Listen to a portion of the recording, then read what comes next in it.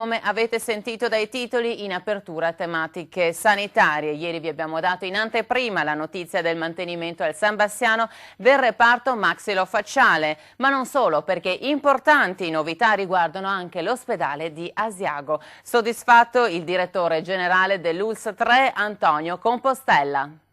Accolte le richieste presentate dall'ULSS 3 alla quinta commissione regionale presieduta da Leonardo Padrini, gli ospedali di Bassano e Asiago possono dirsi sicuri di garantire l'efficienza sanitaria al territorio.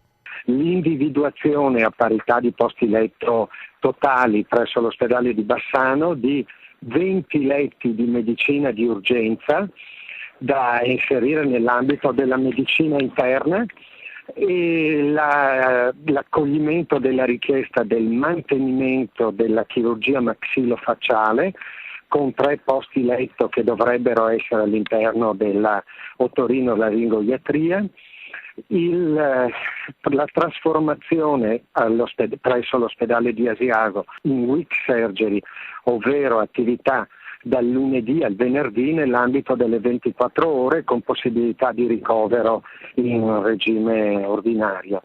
E poi la quarta richiesta riguardava il riconoscimento della valenza provinciale della riabilitazione cardiologica. C'è di più, perché al nosocomio di Asiago è stato mantenuto il primariato di ortopedia, che resta dunque una delle apicalità assieme a medicina generale e fisiatria. Significa quindi continuità di erogazione dei servizi nella gamma attualmente presente per i nostri cittadini. Importante a tal proposito, ad esempio, il mantenimento della chirurgia maxillofacciale per l'attività che svolge e anche per l'odontoiatria speciale. Sono 2000 gli interventi svolti dal reparto di maxillofacciale ogni anno, una struttura che svolge un ruolo fondamentale all'interno del San Bassiano, come conferma il responsabile, il dottor Terenzio Moschino.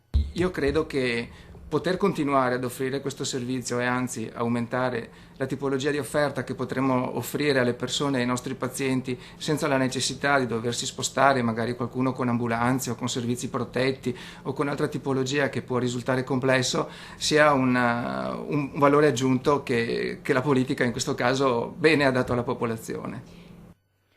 Schede ospedaliere per il presidente del Veneto Luca Zaia, si tratta di una riorganizzazione epocale. Sentiamo.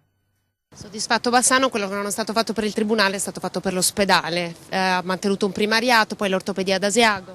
Ma io direi di guardare nella totalità la progettualità, che è quella di pensare che gli ospedali del futuro sono degli ospedali senza letto, che ci sarà sempre più day surgery e dei hospital, quindi ci si curerà ma stando poco in ospedale. L'ospedalizzazione media in Veneto è di 7 giorni contro i 30 giorni di qualche regione in giro per l'Italia.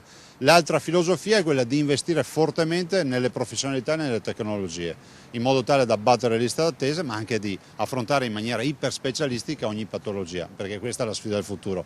Sicuramente è la fine dell'ospedale generalista, la chirurgia deve fare la chirurgia di apposite patologie e non la chirurgia di tutto. Un nuovo grande successo dunque in ambito sanitario che premia le battaglie di Rete Veneta e dei suoi telespettatori con il contributo determinante dell'assessore regionale Elena Donazzan e del consigliere regionale Nicola Finco. Nicola Finco, dunque un ottimo risultato per quanto riguarda la sanità bassanese.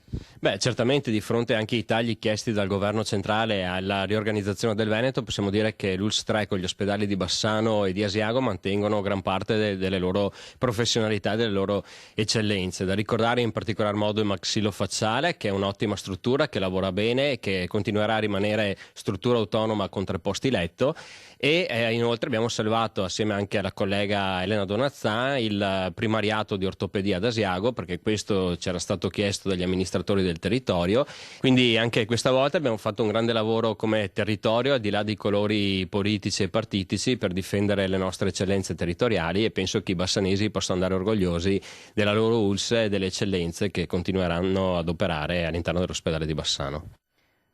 Ha destato molto clamore il nostro servizio di ieri sera, nel quale è stato documentata l'odissea di un 87